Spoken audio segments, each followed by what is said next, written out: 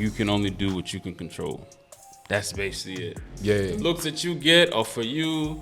You keep yourself prayed down and consistent and just do what you can, but always give your best. And I like what LeBron James be saying. Keep the main thing the main thing. How do you deal with, the like aspect of marketing? I mean, I definitely got to play the social media game. Yeah. Definitely like the ad game. Yeah. The consistency game. So, but it's just about just being consistent on all those things. And for me, like I'm more consistent right now on like IG and like YouTube, and like those are like my two main ones. I will say that I do feel like there is something called blue passport privilege. Yeah. But with that privilege, it works for you and against you. True. And you having a blue passport, I'm pretty sure. Yeah, man. Sometimes the price magically goes up because you got the blue passport. Yeah. You know what I mean?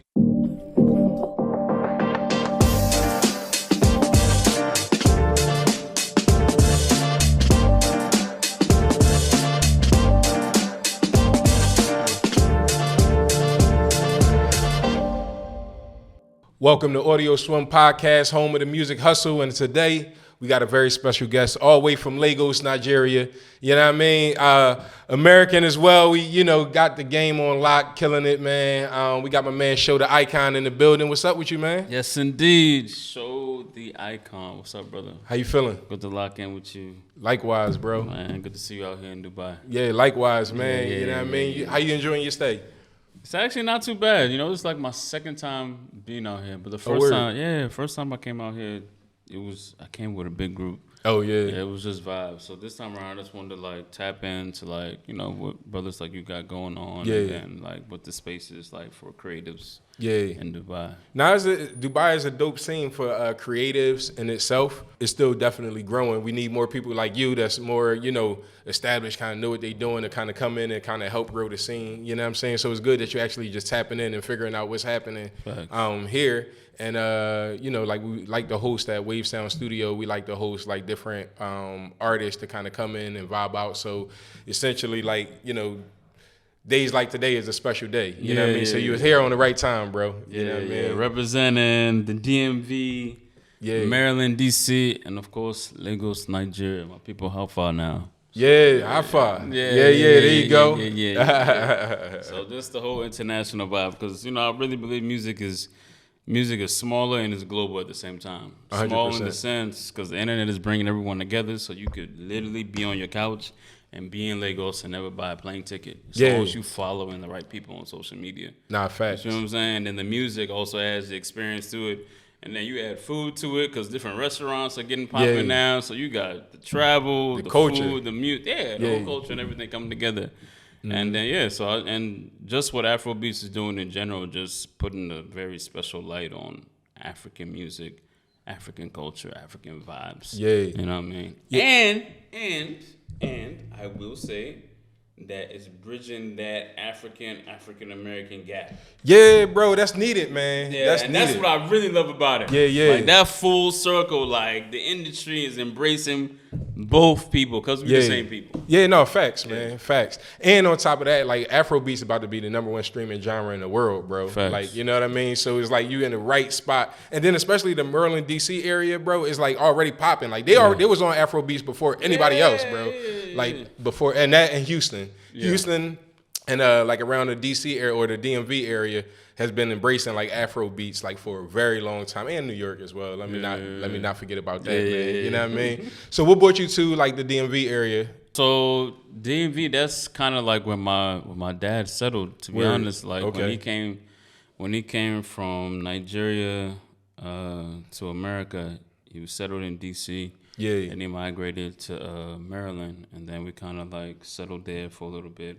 I did a lot of my schooling out there, and then I went back to Nigeria for a little bit to after I finished like school and stuff. Right. For like the creative music scene, I kind of was out there for a minute, heavy. Yeah. And then I started doing the back and forth game. Gotcha. Yeah. So that's kind of how it all happened. So. Right. So what inspired you to like start doing music? Like, I'll just be honest with you. Like I've always been a creative, so. But with Nigeria parents, man, you got to get that schooling out the way. Yeah, man. They ain't playing that. They don't want to hear all that. on there, so I had to get the school out the way. But I knew as soon as I got all that schooling out the way that I was gonna go ahead and like try to tap in. So like obviously the DMV space got you know, it's a decent network of creatives. Yeah. But the support for the industry really isn't in DC. Yeah. I mean, you know. Yeah, I'm from Philly, so I would do those trips to New York and those trips to Atlanta and all of that, man. Exactly. So, you know what I mean? Exactly. We bypass like all of the, I ain't gonna say smaller hubs because it's a big hub, but it's not like a music hub. You know what I'm saying? Exactly. So that's one of the drawbacks. Right. Of being from that side of.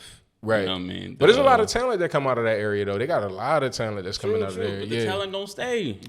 That's true. That's as well. the thing. That's true as well. That's the thing. They showing us that. Oh yeah, once you get on, you leave. Yeah. You know what I mean? No one's really trying to build to the level of a New York or LA or even the scene out in Lagos is. Yeah. It's got industry moving out there. Like Universal got a branch out there and stuff like that. Yeah, facts. You know? Like Lagos got honestly like some of the game on lock right now. You know what I'm saying? Lagos got the game on lock when it come down to not even just Afrobeat, but music as a whole, bro. Like coming out of Africa, like Lagos, and then you got Joburg. Yeah, you know what I'm South saying? Africa, It's like South Africa, and it's like that's those hubs right there are like. But they taking over the world, bro, especially in places on this side. You know what I'm saying? Like in Dubai and, like the Middle East and all of that. Like it's growing. And now you start to see Arabic artists making Afrobeat. Really? Yeah, bro. What? They got a whole scene like with the, but they just do it in Arabic. Yeah. And it's fire too, man. Like check out when you get a time, Maz Mars and Sito Simba. Like they from Sudan. And, bro, they got some heat. That's really? Bro. Like, yeah. So, what like for as you got started your music in Lagos, or what, have you always been doing music like beforehand? Oh, I was doing music in the DMV, but I knew. Was it rap or was it? Actually, yeah, I was more like spoken word, rap, stuff like that, and then I like transitioned to like Afro beats. When I wanted a different challenge. I knew I was gonna eventually end up in Nigeria, generally. So I dropped a mixtape called like More Than Just a Major. Yeah. And that was just like an assortment of different vibes. Like it was rappy, it was a little bit of like Caribbean vibes, Afro vibes.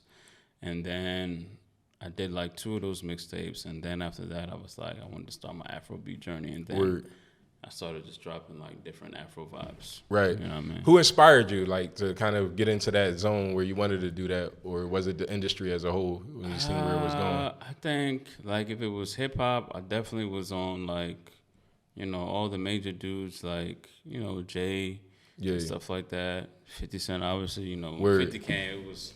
There's no way when 50 dropped. Yeah, 50 just changed the game, bro. You know what I mean? Yeah. I say, I heard a quote from Jay-Z, and it was like, 50 DMX the game. Like at the time, it was all shiny suits and everybody having fun, and then DMX came, and that's the same thing with 50. It was just like a different, year.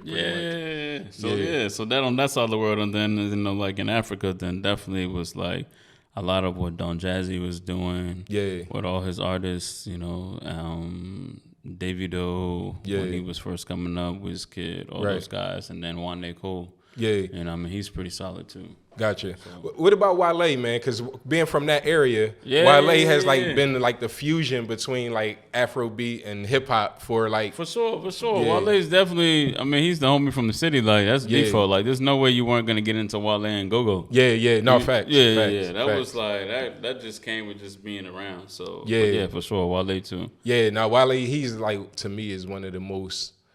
I ain't gonna say underrated because I don't think people underrate him, but he just never got his like. Just do like because he could have been so much. He never got the J. Cole moment, the Kendrick moment, the Big Sean and he's moment. Just as good, if not better, bro. You know what I mean? And I don't know what that is. I don't know what that is. I don't know if it's a DMV thing that he just. I don't know. I can't explain it. Yeah. Is it a crabs in a barrel like type of situation? I feel like maybe that's a little bit of it because, like you said, like he got the records.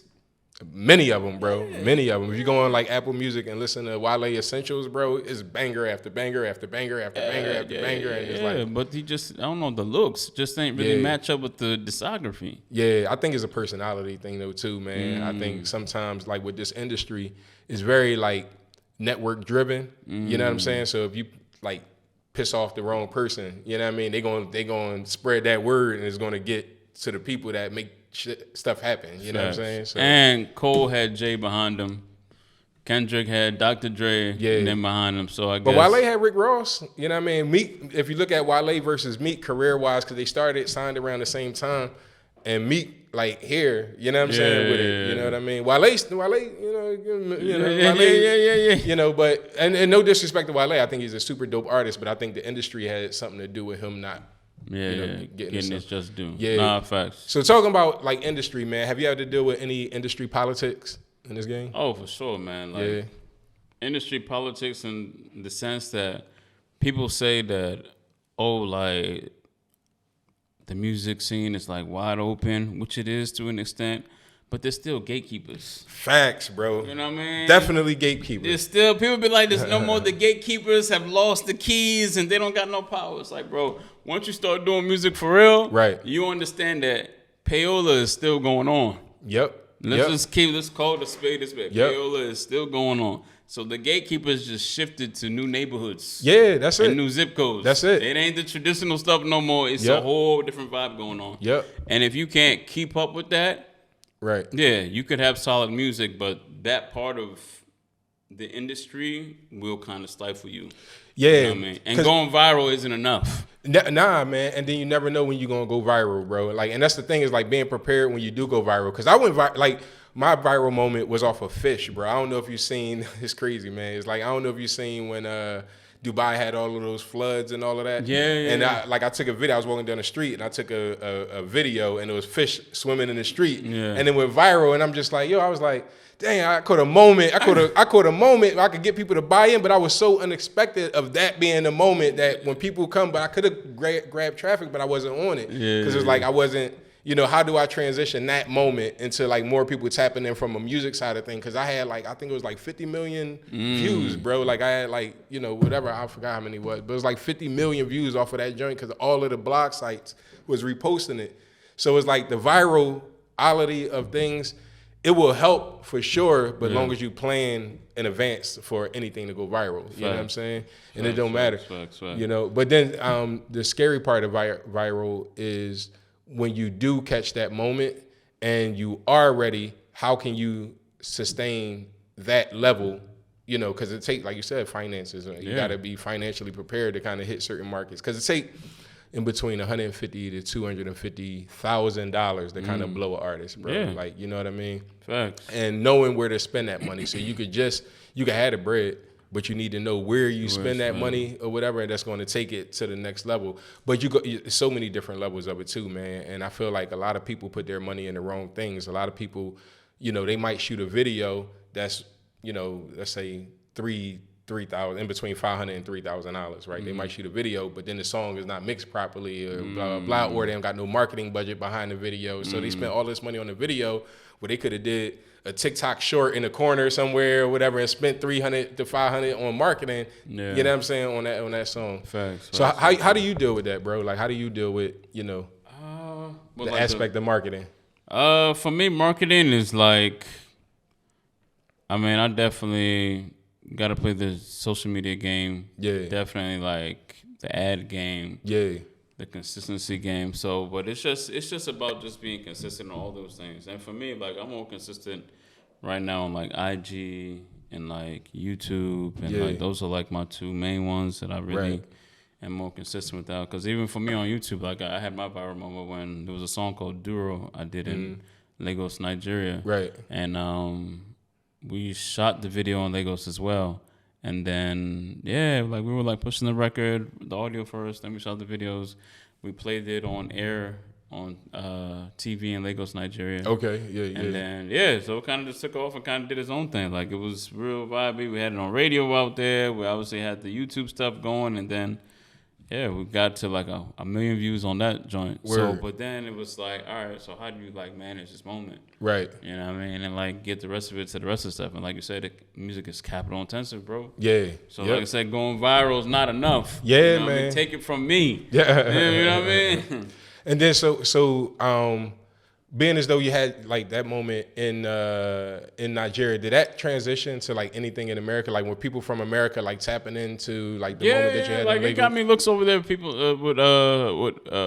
for stateside. Like I did an event in December, and it was like my first like show curated like with me as like the main like, headliner to like close the show. Yeah, and it was already successful, man. A lot of people came out. We did good on that. We're actually trying to like run something like that back. Right. You know what I mean? But I said, let me come out to Dubai, you know what I mean, get a feel for the market out here, see what's going on. And then I'll run back a show like in the DMV or whatever. Because you know, right now, the major artists, like, they're doing shows back home in like Africa as well, but they're really focused on penetrating these abroad markets and making sure they're locking in and getting their bag here. They know what like. I ain't gonna say this. The money is out here, but the exposure is out here, right? When you go to Dubai and people look at that from the rest of the world, they like, dang, he got a show in Dubai. Like he must be, you know what I'm saying? Sometimes it's just a look. How do you feel about like people in Lagos? Like, have they embraced you as an artist? Because like you spent some time abroad, and you know, like when you came back to Lagos, did they be like, okay, you know, that's embracing? I feel like it's 50-50, bro. Like you do. I will say that I do feel like there is something called blue passport privilege. Yeah. But with that privilege, it works for you and against you. True. And you having a blue passport, I'm pretty sure.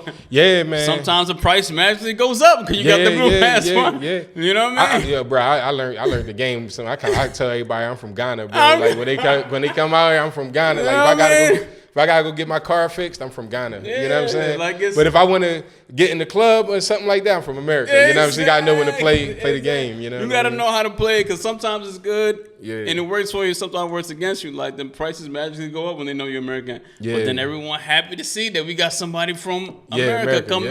So it's a balance. Like it works and then it doesn't work, and you just got to know how to play that balance, really. Yeah. Gotcha. How do you deal with like the pressures of the industry, man? Oh, man, I feel like that's an ongoing thing because you constantly compare yourself to what other people doing. Yeah. Whether people want to admit it or not, like we all on social media, we out here in the world, we constantly seeing the type of looks that other people get and be like, yo, how could I get that look? Right. Why am I not getting that look? And just understanding like you can only do what you can control. That's basically it. Yeah. The looks that you get are for you.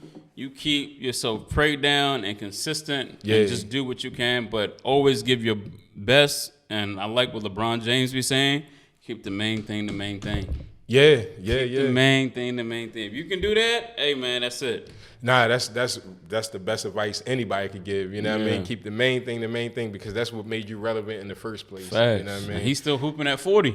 And he's still at an elite level, man. Yeah. I was like, if you look at his numbers, you know, maybe he lost a step. You know what I'm saying? But if you look at the numbers, bro, it's damn near matching his MVP year, his numbers is, even if you just take the dudes riding the bench. Yeah. Come on. He's still better than any dude that's riding the bench. Yeah. And there's always going to be brothers riding the bench. Yeah, always, man. And at 40 years old, bro, I salute to LeBron, bro. Like, you know what I mean? I barely want to work out at all, so I would be looking at guys I hit you on the hoop text. Like, it was like, oh, I sent you the location, but I ain't pulling up. Yeah, man. I went to next time, though, if I had a little bit more time to, you know, get my mind around, like, what's going on in the world. You know what I'm saying? Yeah, I got you. Yeah. But is there any artist that you... if you had a dream collaboration, is there any artist that you would say would be on your dream collaboration? 3. Let's pick 3. I don't want to put that pressure on you where you got it. You know what I mean? Yeah. I definitely like singers.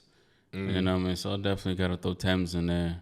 Oh, yeah. Thames, she got the vocals. And then Afrobeats wise, who else? I definitely got to put Burner up there. Mm-hmm. I really like what Burner's doing. Yeah. And then I want to say someone that's not really as popping, but people know, probably like Vic Tony or One Day Cole, one of the two. Yeah. Like people know him, but like, and he got records, but like, you know. Yeah. He needs that extra look to get to that level of like the Burner, the Davis, and Wizkid, but he is equally dope. Right. Don't take nothing away from his music. Nah, facts, bro. Facts. No lie about that, man. And it's funny how things are working with social media right now as well because I work with Scales a lot, like you know, and he's catching a moment right now from a soccer or football player doing his dance for Shake Body. You know, Shake Body came out 10 years ago. But now he's got another moment and it's like, bro, it's like Shake Body Part 2 and it's kicking off way more than Shake Body 1 because like you know, the original Shake Body. It's the original song it's like kicking off way more because the 17-year-old kid who played, you know, football, like was doing his dance and play the joint in the background. Yeah, bro, it's crazy. That's you know crazy. what I mean? So Shake Body like, is coming back. It's coming back in. Yeah. Okay. And it's cool because, you know, to see like that moment coming back again. Like this is why I tell people never give up on music. You know what I mean? You could be pushing a song for so long and it could still have, it might have a little highlight, but it's still that next level. You could always still push a song that was popular. Like, you know what I mean? Yeah. So, but that's what makes music, like when people talk about music strategy, that's what makes it so complicated. It's like, what's the strategy?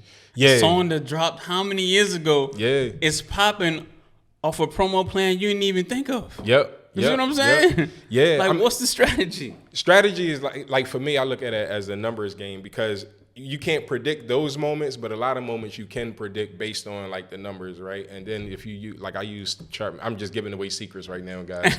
So, but it's like I use a lot with Chartmetric, right? So you look at Chartmetric, it give you the data points of who's listening to you and their profile type, whether it's male, female, age group, you know, what brands they interested in and all of that. So when you look at that, you could kind of like plan for what's going to happen, but then you get those moments where you're not planning for, and they capture the moment. But it's up to you to, or somebody from your team to kind of act quick on those moments to put together a strategy from that. So you know, speaking of team, bro, do you got a team like you? So I got people like in Lagos, like I got people that help me like get plugged in with like a lot of the media outlet stuffs, and then like the social media game. When it is promo run time, I have like, you know, people to help me like behind the scenes, like, yo, like, okay, we're trying to get some things on where we want to push the things. Yeah. But I feel like the team could always grow and be better because I tell people all the time, like, all right, that's like me having a couple of people whenever I need them to do something versus the labels that got like 40, 50 people staff to push one single. Yeah. And that's just in one city. Yeah. If this Universal, like, we pushing the Go Time button in Paris. And Dubai and Lagos.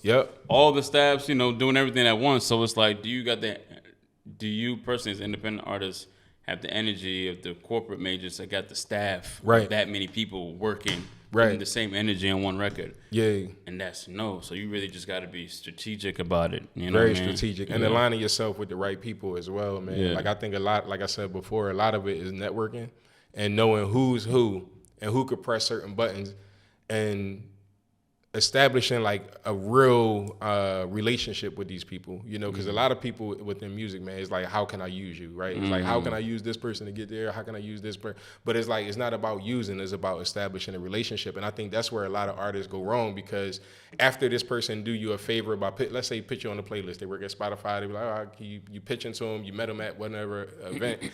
They get you on the playlist and like after that, it's like you don't contact them again. So the next time you get on the playlist, you don't call them out for shows, you don't call them out for blah, blah, blah, whatever it is. And like people don't understand the value of relationships in this industry. And I've had artists that I work with that I'll be like, all you got, I'm gonna get you to look. All you got to do is repost it on your stories, not even on your, you know what I'm saying? Not even on your grid. Post it on your stories just to say, thank you, Spotify, Mina, for giving me a job. They won't even do that, bro. They think, I'm like, yo, sometimes, man, these artists get like a big head when it doesn't warrant that. You know, I don't care which social media strategy you are. Like, bro, if you're on the playlist, support that playlist, and then that will help me to go back again and do it for you again because I'm establishing a relationship that person with did it, you know, who did it. Thanks. And so people don't know the value of relationship. Have you ever, like, aligned yourself with any of the, like, I guess, the music industry people, not necessarily as part of your team, but like the music industry people that's able to press like the buttons?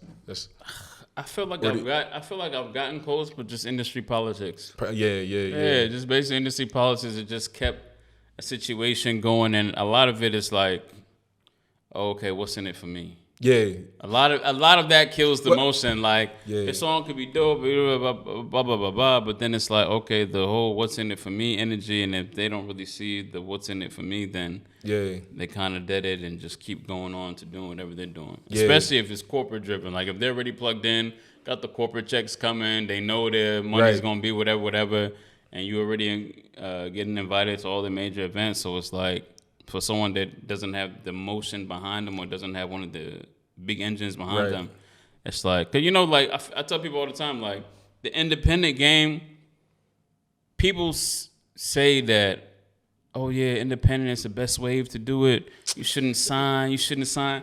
But then I challenge people all the time, like y'all say that, but when the yearly wrap ups happen, people are posting nothing but signed artists. I asked them to show me, bro. I asked them to show me an independent artist that you kind of be like, all right, that made it commercially. Like I can't name one, bro.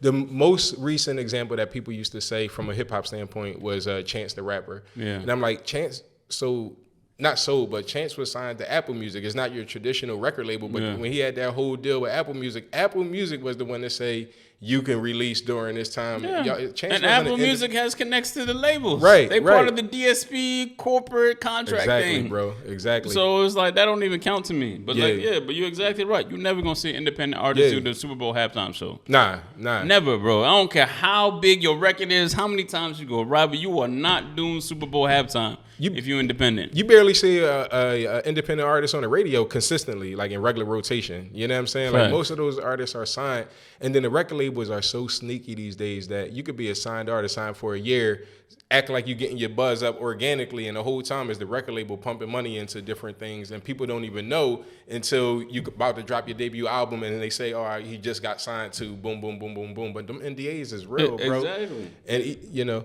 and it's like almost like they put certain things in place where it makes you look like you're bigger than who you are, right? Like the labels do this, right? So it's like they want you to date X, Y, and Z. It's like all of these things, and people, they buy into this stuff so much, man. And I be talking to like a lot of people, and they just believe everything that they see on social media without knowing the backs, and they argue me down, bro. And I'm like, no, I actually had a conversation with these people. Exactly. Like, you looking on social media. I was like, bro, what you not understanding that what you are like sensationalizing right now on social media was a marketing plan 6 months ago. It's just coming to fruition. Facts. You part of the product. Facts. You eating it up. You not understanding that. Like someone thought about what you digested right now 6 months ago. Right. You know what I mean? You missing that a whole component of, for you it's just a viral moment, but for them this is strategy. Yep. Yeah, Exactly. You know what I mean? Exactly. So that's what we were talking about just earlier. Like that's why the gatekeepers still exist. You know what I mean? That's exactly why they still exist, because stuff like that is still very apparent. Yeah, it was definitely a strategy from like 6 months ago, man. So how do you deal with like, how far in advance do you plan your music releases? At least I think the shortest probably like 90 days. Yeah. The longest like 4 or 5 months. Yeah. Just in advance of like, okay, because even like now, like I'm out here in Dubai. And I shot visuals for a single that I want to drop a little bit later. Word. So I'm just trying to get some visuals out here, and then when this trip is wrapped up, just try to plan like when exactly like to drop it and stuff like that. So See, I do mine in like 6 week increments. Like I kind of like, and I tell artists this is about consistency as well. And it works different with different genres. Like from a hip hop standpoint, I do it like in 6 week increments. From an Afrobeat standpoint, we talking about like 3 months, like, because it's like different ways that you have to market it. But social media, whatever, like social media is like one thing, but when you pushing like to the DSPs and labels and X, Y, and Z, is like, it's set up so different. And the gatekeepers, different, man. We mentioned before about how people ask like this "what's in it for me" mentality in the corporate.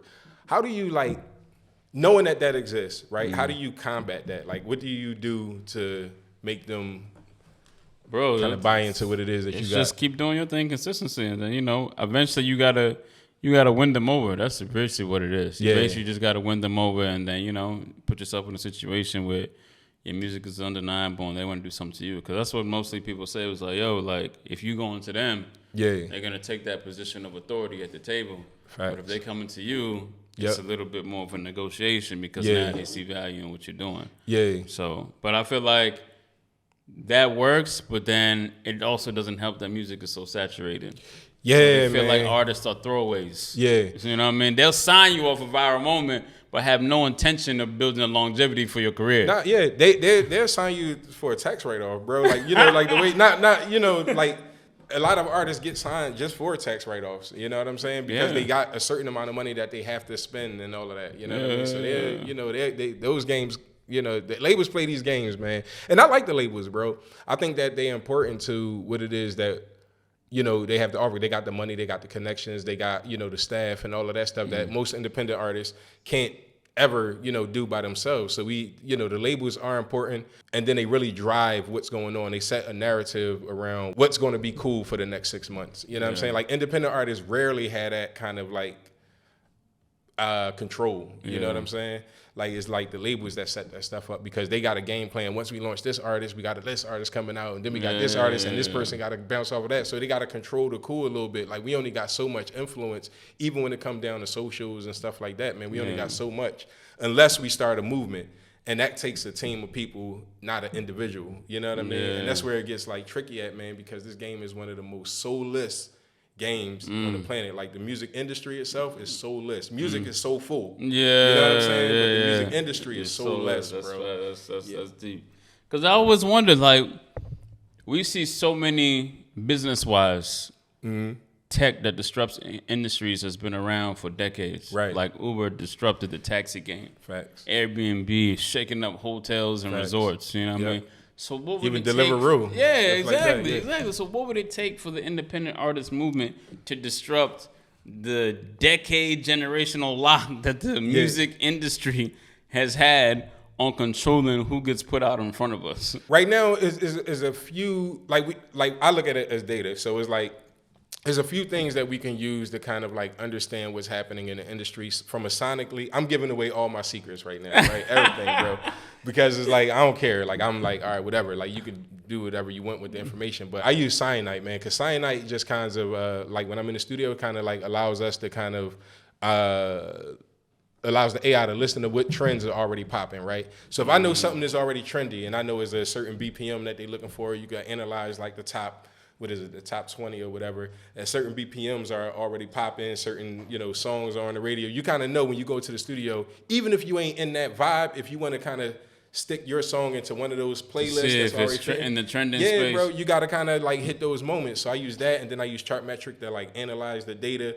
And then I'm coming out with a platform soon too. I can't really tell you too much detail. I'll talk to you off air about it, but it's definitely one of those things that's going to change, you know, how things are being done. But not from a standpoint of you know, disrupting the game in the traditional sense, but a standpoint of connecting dots easier. You know what I mean? And I think that's what needs to happen. You know what I mean? People need to connect dots a little bit more easier than they are right now. Okay. You know what I mean? That's about, that makes sense. But yeah, man. So now, all right, just go into Dubai for a minute, bro. Okay. You're here in Dubai, second time here, bro. What's been your favorite experience so far? Favorite experience? I'd have to say, like, I think the weather when the sun goes down. You know what I mean? Yeah. Right now, at least, man. Yeah, summertime, it don't matter, bro. Yeah, I feel like the architecture, culture, I don't know, like, I just like, I don't know, the vibe is just different. Because, you know, it's like when because obviously going to Nigeria, being in Nigeria, Nigeria, Lagos has its own vibe. Right. Like, you know, you can't recreate that. Like, right. I don't feel like I'm in Lagos. Yeah. You know what I mean? I definitely don't feel like I'm in D.C. and Maryland. Right. And then you're out here in the Middle East, and it's just like, I don't know, like, I'm also a historian guy, too. Like, I like seeing things that other people have built that aren't, you know what I mean, necessarily European. So seeing the vision of what the Arabs consider to be a futuristic city. This is their vision for it. You know what I mean? And, like, I'm really excited to see what Africa could do for their next futuristic city. Oh, it's coming, man. I'm looking at places like Rwanda right now. It's coming up. Like, you know Kenya is like doing anything. You know, Lagos been on it for a while as well. You know what I mean? Like, so just, you know what I mean? Because you know, at least I grew up, and I'm pretty sure most people of color grew up in the space looking at like, you know, architecture through the lens of, you know, the people in the countries that we lived in. Right. So like coming out here and say like, okay, this is how the Arabs believe the world should look like. Right. And they built it in their own vibe in their way. And then let Africans build it the way they want. Let the Latino people build it the way they want. Yeah. You know what I mean? Just like be literally feeling like you travel. Like I don't want everything to feel like America. Right. No, I don't. facts, you know what I mean? No shade to America, but I want to feel like I went somewhere else. Right. You know what I mean? So like, don't give me the European inspiration. Give me the how do y'all people rock? How do y'all see the world? And give it to me like that. So that's what I like coming out to Dubai for. Yeah, dope. So, just in the sheer interest of time, man, I would love to have this go on for an hour, you know what I mean, more. But, bro, can you give some parting advice for any artist that's looking to take their career to the next level? I tell people all the time, like, you gotta be consistent, and what consistency will do is help you find your helper. Like someone will be seeing you moving and be like, yo, I want to attach myself to that, and then from then you can start building. So I feel like that's just the main thing, because like, while you're looking for people to support you, people at the end of the day end up supporting consistency. Like, yo, homie's still doing music. He's still doing music. Oh, let me check it out since he's still doing music. Right. Oh, it's not that bad. Oh, okay. Maybe I should partner with him, or maybe I know someone, or maybe someone out the way hears you, and just building it like that. Because, you know, that's kind of what worked for me. Like, yo, I just kept like being consistent. I found people along the way, be like, oh, okay, yeah, I can help you with this. I can help you with that. Like, let's see if we can pair something out. Word. So consistency, that's the key word for the day. You know what I'm saying? Consistency. And I do have an EP called the African Cupid EP. Y'all can stream that on Apple Music, Spotify, everything. African Cupid, Sho The Icon. Yeah. There we go. Make sure you stream African Cupid. Make sure you record your next podcast here at On Air Podcast Studios, and make sure you record your next hit song at Wave Sound Studio. We had Sho The Icon in the building today, man. Thank you so much for your time, bro. Appreciate it, bro. And man, look, we looking forward to hearing more music. Stream that EP.